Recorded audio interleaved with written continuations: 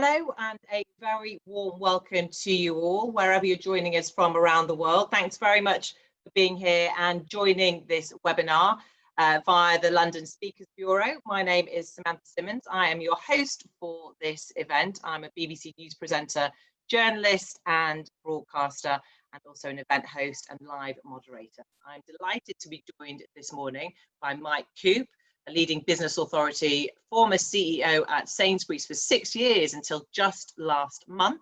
Mike championed a complete digital transformation of the business and spearheaded the company's green credentials, committing it to beating the government's net zero carbon emissions by a whole decade. Mike, as a business leader and speaker, shares his great insight into the essential skills that he has used to lead a market and his experience of directing one of the UK's largest and most established organisations. Just before we get started, a reminder to all of you watching that you can put your questions to Mike as well if you have them. So please do post them on the Q&A section here on Zoom, and hopefully I'll have time to get to them a little bit later. Mike, welcome to you. Great to be talking to you this morning on this beautiful, sunny, boiling hot day here in London. First of all, tell us how you are, how your lockdown has been, because it should have been a winding down period for you, but I imagine busier than ever the last few months. Yeah, no, it's been a bizarre time. As you observe, I was looking forward to a slow, gentle coast into retirement. I had lots of events, lots of visits to stores, lots of people to see. And then, of course, COVID hit. And although we probably had an idea from the end of January that there was something big brewing, it's fair to say for the first 3 or 4 weeks, it was pretty much 24/7 conference calls, Zoom meetings, communication up and down from government at one end through to frontline colleagues at the other end, dealing with what was a unique set of circumstances and something I hope that we'll never see in the rest of my lifetime, and we certainly hadn't seen in my lifetime to date. So it was something that I had never experienced before, and I don't think we got there's anything that's got anywhere near the degree of complexity and challenge that we had during particularly the first 2 or 3 weeks of sorting out lockdown. So how did you deal with that when you were managing so many stores, so many people's expectations and needs? As a leader, I imagine you really had to step up. And as you said, something was brewing, you knew from the end of January, but it seemed to come to many people amongst the general population as a shock when lockdown actually did happen. Yeah, so if you go through the sort of calendar of events, we probably got the first hints, not least from the news, but around the sort of second or third week in January, we had a £30 million clothing shipment that was meant to go on a boat in China that never arrived at the port. And so what we thought we would be dealing with to start with was a clothing crisis or a non-food supply chain crisis. So we hadn't really extended or extrapolated our thinking into this country might actually go into a 100% lockdown. Ironically, the Brexit planning meant that when it did actually happen, quite a lot of the plans we put in place for Brexit from a supply chain point of view actually came to fruition. And so we were able to react to that particular piece relatively quickly because we'd already dress rehearsed, would you believe, 3 times during the previous year what might happen in the Brexit scenario. The bit that we hadn't and couldn't have planned for was how you keep colleagues and customers safe, and effectively we were given a day's notice to make our shops safe to shop in, and you can imagine the challenge that that represented. And I guess the other observation is from the very beginning we set out to be on the right side of the argument. So businesses are often criticised for exploiting situations like the one that we've just been through. And I was absolutely adamant that whenever we made any decision that we try to look through the lens of hindsight and in the context of that decision making, were we doing the right thing? And then work back from that as the answer in terms of what we did commercially. So when it came to making our colleagues safe, when it came to prioritising what we call EDVs, elderly, vulnerable, disabled customers, those were all things that we did because it was the right thing, and then work back to things to what the commercial implications of that were. And I think broadly speaking, not just our business, but I think the supermarket sector generally has ended up on the right side of the argument in the court of public opinion. And I have to say that's a testament to 160,000 colleagues in our business who, let's face it, have rocked up to work pretty consistently for the last 3 or 4 months in what you could argue is perhaps the most risky working conditions that most people will have to endure. And they've been remarkable through this. Absolutely incredibly stressful for them and for you. When we look at the early days, as we were preparing to go into lockdown and everyone was panic buying, well, not everyone, but a lot of people. I personally didn't panic buy toilet roll, but I did start getting worried, like many people did, because it sort of seemed to take on a life of itself. Were you shocked by people's reaction by this need to buy up these essential items and this fear that they had?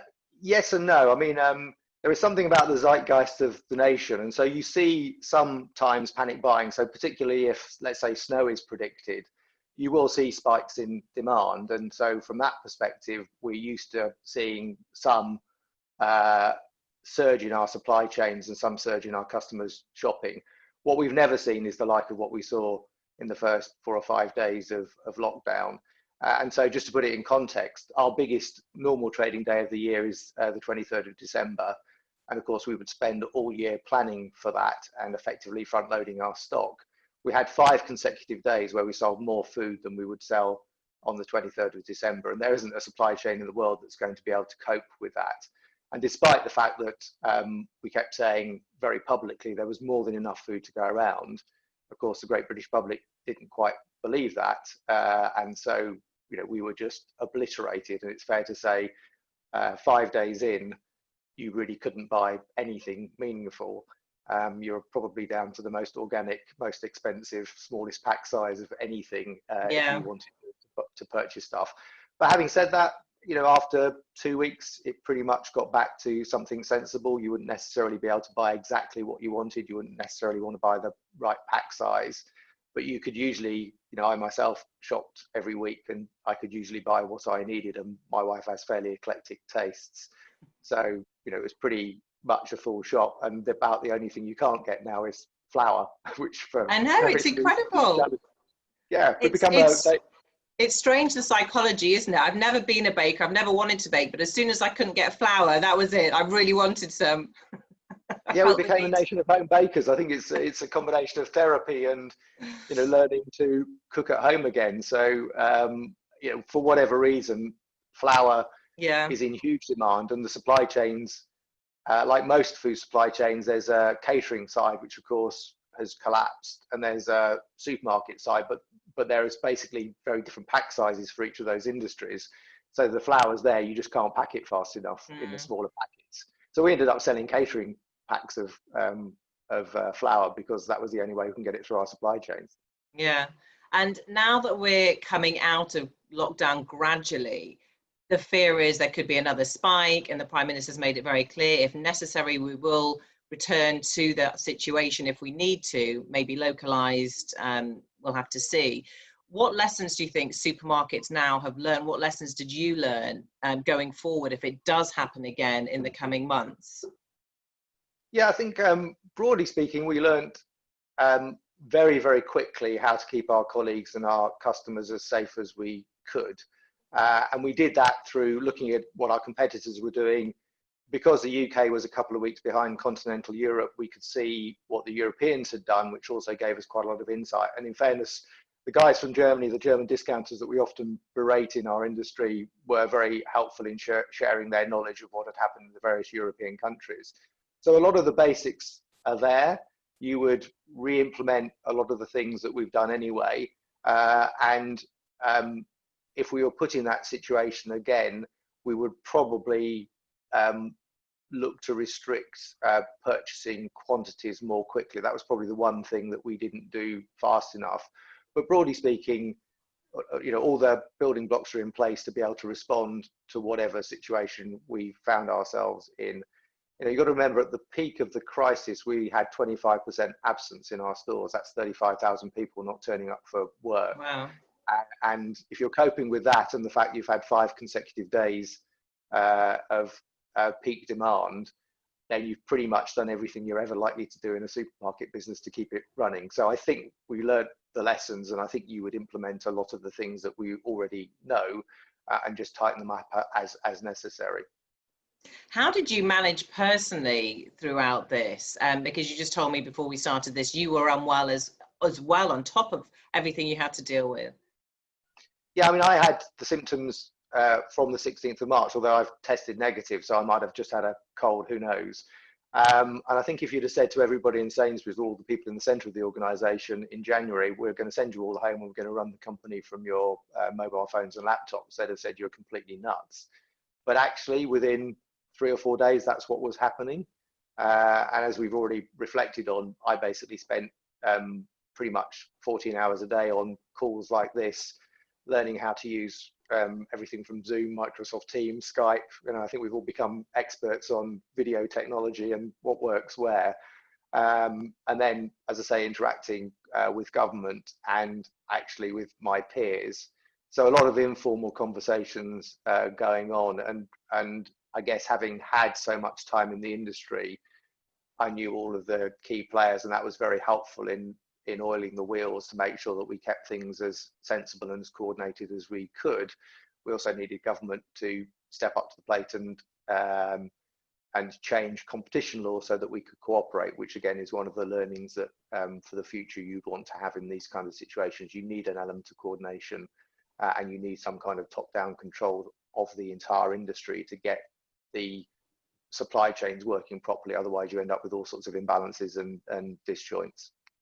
You had very high level meetings with the government, including with the Prime Minister. How did you feel that they dealt with this situation? Yeah, I think within the food piece, actually, I've got nothing but praise for George Eustace and his officials. And actually, they did a very good job of listening to us. There were some things that made our lives easier, like, I don't know, extending driver hours would be an example, so that our lorry drivers could drive for longer. As we replenished our supply chains, as I've already said, they effectively repealed some aspects of competition law that meant we could cooperate as an industry. There are a few things they were slow on. For instance, we were promised lists of elderly and vulnerable and disabled customers very early on in the crisis, and it took 3 or 4 weeks for them to actually get us a list so that we could prioritise those customers within our systems.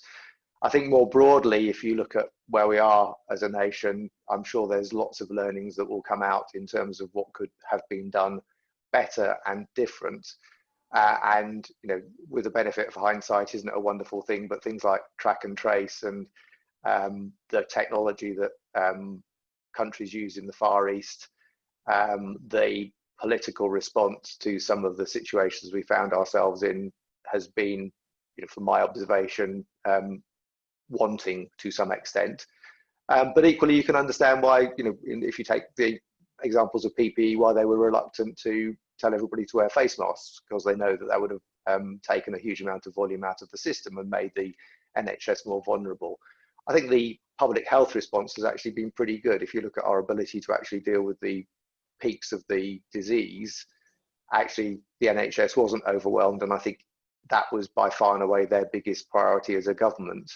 And if there's one tick that they would get in the box, it's that, in my view, it's that particular aspect of the crisis. But there are many, many other things, I think, with the benefit of hindsight, that could have been done differently and better. Yeah, well, hopefully the lessons will be learned. I'm sure there'll be an inquiry and lots of analysis of what might have been done differently. You've mentioned supply chains quite a lot, obviously crucial to a business the size of yours. What were the main crunch points and the biggest fears for you as far as supply chains went? Yeah, initially, as we've already discussed, just the 5 days. How long is this going to go on for? Is there another 5 days to look forward to of this kind of level of sales? A company like Sainsbury's has an upper capacity. It has a peak, and we normally run the business about 20% below that capacity. And at the peak demand, the amount going out of the door was about 25% more than that theoretical capacity. But there is a limit to the number of calories that people can either consume or store. And we did have the insight from Europe. And so pretty much what's interesting is every country in the world that we know of follow, broadly speaking, the same curve. So you could look at Germany, you could look at Italy, you could look at Spain, and you could believe that we would come out the other side and gradually we would then rebuild supplies. And as I say, the sales pattern in the UK pretty much mirrored everything that we saw on continental Europe, except a couple of weeks later. So that bit, tick in the box. I think there will be questions about resilience of supply chains. I think there's a degree of naivety around how much food we consume as a nation. You know, every week we consume 35 million chickens. You can't grow those in your back gardens or locally. They do require a degree of industrialization. Equally, there are some supply chains, longer supply chains that are more vulnerable. But I would argue very strongly that a globally diverse supply chain gives you more chance of being resilient, rather than the sort of underlying sense that we should bring more stuff home. And again, just to put it in context, there are about 80 massive warehouses in the UK that supply the large supermarkets. They carry a week's stock. You could double the number of warehouses, you'd have another week, but it wouldn't really create that much more resilience than already exists within the supply chain. You just, unless you see it for real, you just do not have a sense of how much food is consumed by the UK, and how naive it would be to assume that you could somehow grow it and manage it within these shores. Because the other thing, the challenge of the UK is we have a very volatile weather system, and so much as you'd like to grow stuff in the UK, there are many times when the UK season just doesn't happen because it rains too much or it's too sunny. The other big point, I think, for the UK agricultural industry is the use of migrant labour to pick crops, which was quite highlighted early. There are about 80,000 people a year who come to the UK to help pick the crops, and I think that is a challenge for our nation as we look forward, especially in a sort of Brexit world, where immigration and low-skill immigration will be or is being frowned upon. And again, in fairness to the industry, the response managed to get to a situation where we were able to pick the crops in the field and they weren't rotting, as was being cited fairly early on in the crisis. Yeah, that certainly was an issue, getting the migrants in and allowing special dispensation to allow that to happen. And as you say, the weather, we can't always rely on it, but it's one thing, thankfully, we have had good weather for the past 3 months. Certainly for me, homeschooling 3 kids, it's been the saving grace, absolutely. And having a garden, being lucky enough to have a garden. I want to ask you about the idea of whether or not we are more interconnected, because this has highlighted, this COVID-19, the risks associated with increasing interconnectedness of people, places, to economic, political, cultural, environmental changes. I mean, you're clearly of the view that we need to maintain that interconnectedness, but do you worry that others feel that actually it's making us more insular, not just on a business level, but on a personal level, as we see international travel collapsed over the past 3 months? Yeah, I'm sure there'll be a whole series of questions to be answered about how we operate as a society within the UK, but more broadly, how we connect with the rest of the world. I'm sure, you know, as we work our way through what it's like to work from home, what it's like to do everything via video conference, things like going to conferences, traveling internationally will come into question. There's absolutely no doubt about that. I think a lot of us would prefer to work from home, not everybody, but the majority of people, probably not yourself with your 3 children, but can't read the news from home either. I have been going into the BBC. Yeah, but there is, you know, in the end, you know, we do rely on global supply chains, and we benefit hugely from those global supply chains in the affordability of many of the goods and services that we kind of take for granted, not least the mobile phone and the computers that we're talking on today. And that also includes food. I mean, we've never had more availability of more exotic and different food than we have today. And in my experience, businesses basically follow the politics and the money. And it's very easy for capital to transfer to lower cost producers and lower cost nations. So if there is a global trade war, the money will determine where things are actually purchased from. And that will be determined by the politics. And so, you know, I've seen, you know, an entire clothing industry grow up within Bangladesh in my, well, probably the last 15 years. And that's largely because there are financial benefits associated with that. If suddenly Bangladesh had a massive tariff put on it for its clothing, you'd find that volume would move somewhere else in the world. So I'm an advocate of interconnectivity, I think we have to find ways of managing it more sensibly. And certainly the spat between China and America is having all sorts of potential implications for how those supply chains work in the future. But commercial organizations will adapt to whatever's put in front of them and adapt pretty quickly. The capital will go to the cheapest sources and will seek to satisfy the consumer demands and needs in the countries that they serve.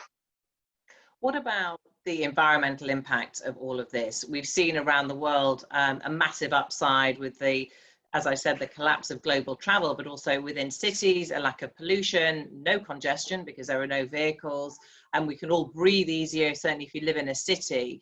You obviously championed a big environmental commitment for Sainsbury's, something that's important to you. Do you worry now that as businesses literally struggle to survive, that the issue of a green revolution may fall by the wayside, or do you think this will actually help people to spearhead new initiatives? Yeah, I think we're at a crossroads. So as you say, Sainsbury's made a commitment to become a net zero retailer by 2040, and there are a whole series of other commitments associated with that. And the reality is that as of the 31st of May, when I stepped down, about 60% of what needed to be done didn't actually exist from a technology point of view. So it does rely on the world moving forward. And I hope that we take this crisis as a doubling down on all things to do with becoming a net zero country and leading the world. And I think that's a massive opportunity because there are a whole series of technologies that will need to be developed, whether it's carbon capture, whether it's, I don't know, electric lorries. These are technologies which Sainsbury's will not hit its target unless those technologies are developed. And the UK should have the intellectual capacity and capital capacity to invest very heavily in these things. But equally, you're right, in a financial crisis and in a survival mode for many, many businesses, many of the values-based things that businesses do can get put on the back burner and can fall by the wayside. But I think there is a role for government to play in championing and driving investment for UK in new technologies, base research, and for large-scale organisations like Sainsbury's, and indeed there are many other organisations that are coming on the journey with us to make serious commitments to take the carbon out of their businesses. And I think those things should provide leadership for the UK as a nation within the world, but also a potential source of competitive advantage for our country as we look forward to what will be an extremely economically challenged period of time. Well, let's talk about leadership and go back a few years now. When you got the position of CEO of Sainsbury's, what was your vision of what kind of leader you wanted to be, and how did you come by that? Yeah, I mean, I characterize, when I try and think about what's different about being the CEO of a large organization, I talk about three things when I talk about this to people developing in our organization. The first thing is that you're dealing with ambiguity. So there is no decision that comes across the desk of a CEO that is anything other than grey, because if it was blindingly obvious, the decision would be made elsewhere in the organisation. So you're constantly facing things where it's a 50-50 call, it's a 60-40 call. And of course, the outside world views everything in very black and white terms. And when the BBC reports on stuff, it either worked or it didn't. It wasn't a 60-40 call that could have gone either way, or a 50-50 call. And so as a leader, you're constantly faced with these dilemmas. And a good example of that would be Sainsbury's prioritising elderly, vulnerable, disabled customers for their online grocery business, knowing that you're going to disenfranchise your most loyal customers, the people who've been with you for ages, by doing that. That's a commercially disadvantageous decision. However, it is the right thing to do. So my leadership style was very much based on a values base. Let's start with the right thing to do and then work back commercially as to how you get it to work. So you're dealing with ambiguity. Sorry. No, carry on. The second thing is, because you're dealing with ambiguity, you have to be resilient. Because as I say, in the court of public opinion, what might be a 50-50 call, and as you look back, it might have been the wrong 50 that you called, people such as yourselves will hold people like me to account in the court of public opinion. And if you want to see the political world, that's playing out in real time as we speak, because of course they're being judged for what are very ambiguous decisions. You can get, I listen to the Today program every morning, and they'll have 2 or 3 scientists who will have diametrically opposed view on whether or not we're going too fast as far as lockdown is concerned, whether it should be going faster, what's it doing to the mental health of the nation. This is unbelievably ambiguous. There's no right or wrong answer, but it's only with the benefit of hindsight you'll know whether or not you've made the right decisions. So your ambiguity, resilience, and the third thing that I always point out is you need balls, cojones, as the Spanish put it, because in the end you are paid to make decisions. And the worst thing, in my view, is that you prevaricate, you seek more information, you seek more data, you seek more certainty for many things where there is no certainty. And many times in business, I've seen a failure to make a decision actually being worse than actually making a decision and getting on and moving forward. And as I say, that kind of becomes circular because you're faced with ambiguity. That ambiguity creates a dissonance where you don't know what the right answer is, but you have to make a call. And you have to make a call with imperfect knowledge. And I think that sort of combination of things, you can say, if you want to see in the political arena, how that plays out, the COVID crisis is a very good example of how people are trying to reconcile that level of uncertainty and ambiguity with a media that basically paints them as right or wrong. And will do even more so with the benefit of hindsight when we have the public inquiry about how well it went or not. Yeah. What's your biggest personal challenge been in your time at Sainsbury's, and how did you overcome it? I think the biggest issue for a leader of a large organization, public-facing organization, is exactly the sort of public scrutiny that you get. It has a huge psychological impact on you, and of course it has a direct read-through in terms of the people that you're leading in the organization, because they, despite all of the internal communication mechanisms that a large company like Sainsbury's would have, and it's, in my view, a very good communication organization, there's a constant bombardment of stuff from the outside world about what the organization is doing, and that clearly has a read-through on the colleagues in the organization. And keeping yourself sane and following the model I've already described is actually always a challenge, because you know that you're going to make decisions which potentially are uncomfortable, are decisions that will have an impact on the lives and livelihoods of, in some cases, tens, if not hundreds of thousands of people. But you are paid to make those decisions, and you're paid to make the decisions in the light of a longer term view of how the world might play out. And that, as I say, that's uncomfortable. That requires a certain amount of, I guess, personal resilience, and that really strikes at the core of any leader. And the great thing is you don't really know until you've tried it. So there's nothing in the world that's going to prepare you for the first time that you sit in the green. Yeah. We've done this in the green room. There's a camera fixed on your face. Yeah. There's nothing other than somebody speaking to you through an earpiece. Yeah. And somebody such as yourself is going to ask you a really, really awkward question. And until you do it for the first time, you have no idea how you're going to react. There's no amount of media training. No, I was going to say, it doesn't help, does it? When the lights are shining on you and the pressure's on and you've got to answer it and you can't take it back. Talking about staying sane and resilience, how have you looked after your mental health?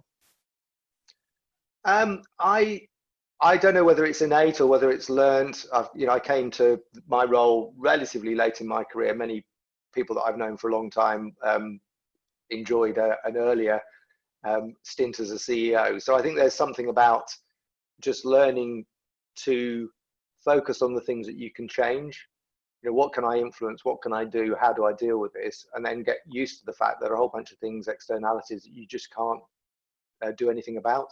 I can't do anything about whether the sunshine. A grocer like Sainsbury's is very dependent on weather. You sell a lot of stuff when the sun shines and not a lot of stuff when it doesn't. So I can't control that. You just have to get used to it. I can't control the external reaction to things. So you just have to get very comfortable with being able to control the things that you can control and doing your best and trying to lead in a values-based way, but also accepting there are a whole bunch of things you can't control. And that's a really difficult thing to do, because sometimes it does feel very personal.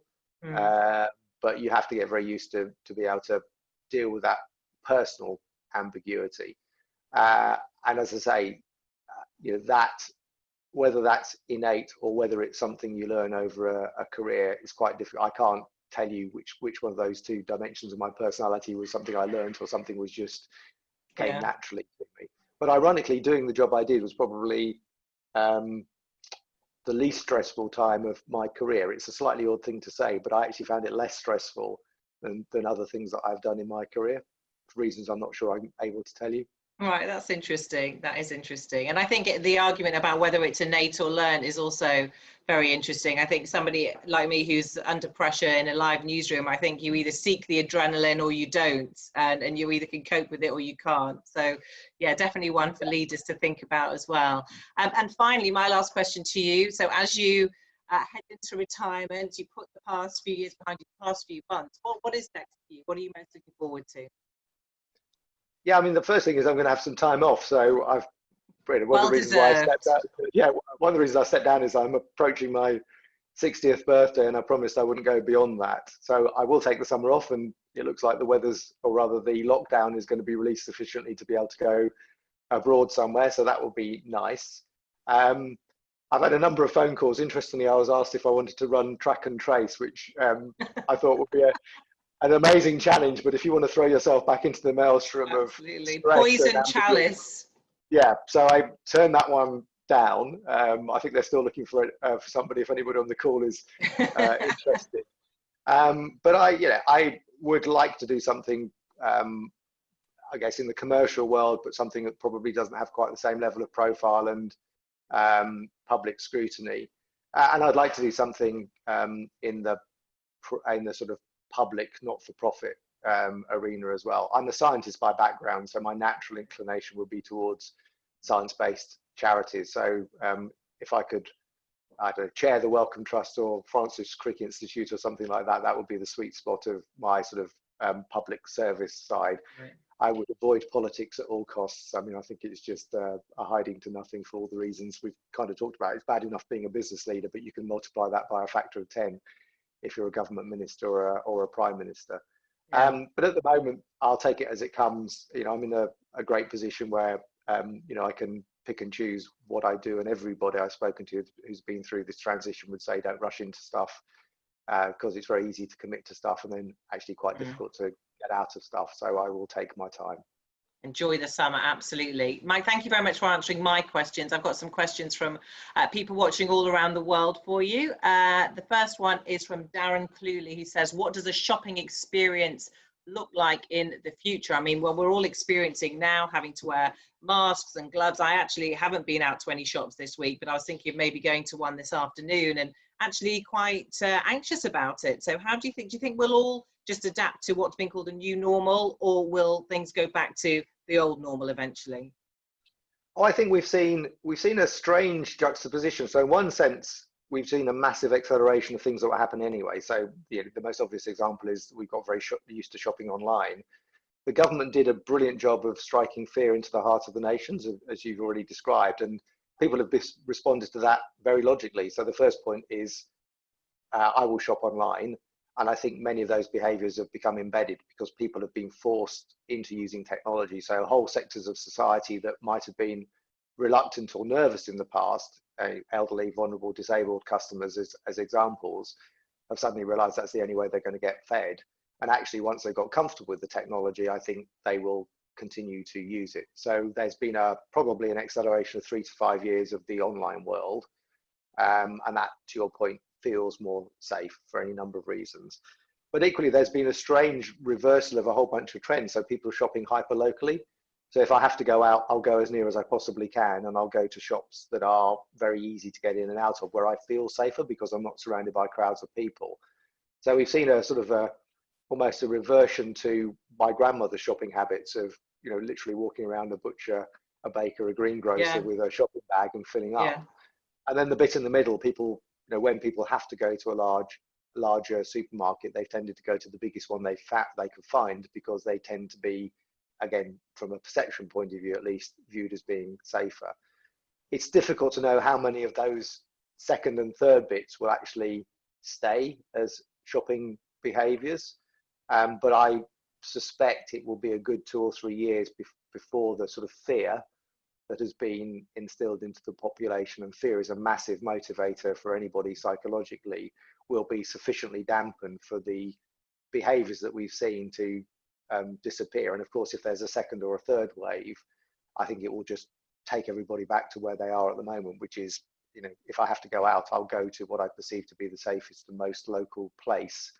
And I will do everything I possibly can in one visit, not kind of string it out over time. Having said that, you know, as I walk around West London, it seems that lots of people have got over the crisis, and, you know, many people seem to have reverted to type. So as far as I can see, the pubs and shops around where I live have already gone back to, it's not normal, but certainly some degree of normality. I think people are just desperate for something, aren't they? After 3 months of being stuck at home, they want some level of normality, whatever that looks like. And certainly the roads are a lot busier, aren't they? And this one in from Leah Patterman says, there is another spike where the UK has to go into lockdown again for another country. How do you think this will impact the supply chain? Would you expect to see customers stockpiling again? Who knows? I mean, I suspect we've been through that sort of peak, and people have realised what the belief system at the time was we're going to run out of food. And of course, when people panic buy and you see it portrayed on the news media, it just reinforces the cycle of behaviour. And I think people have been reassured that although there was a period of probably a week to 10 days when the shelves were empty, actually the supply chains have been remarkably resilient, and I hope that means that people wouldn't go back to a sort of panic buying mode. And I guess it depends on the scale of the lockdown. If Boris rocks up, I don't know, let's say on the 30th of September, and says the whole nation is going to go in lockdown again, we would see a spike. If it turns out it's a town or a particular location or a particular workplace, then I don't think we'll see the same levels of panic buying. And of course, once a business like Sainsbury's and our industry has been through it once, you just get better at managing it. You know, we did have 3 dress rehearsals for Brexit, and every time we did the dress rehearsal for Brexit, we got a little bit better. And as I said, that held us in fairly good stead for the COVID crisis, because a lot of the planning had already been done. Yeah. Mike, there we will leave it. Thank you very much for being with us for the London Speakers Bureau this morning. Thanks for answering my questions, and also some from our viewers wherever they are around the world. We wish you the best of luck with whatever comes next, but enjoy the summer, enjoy your rest, well earned. And from me, thanks very much as well. Thank you.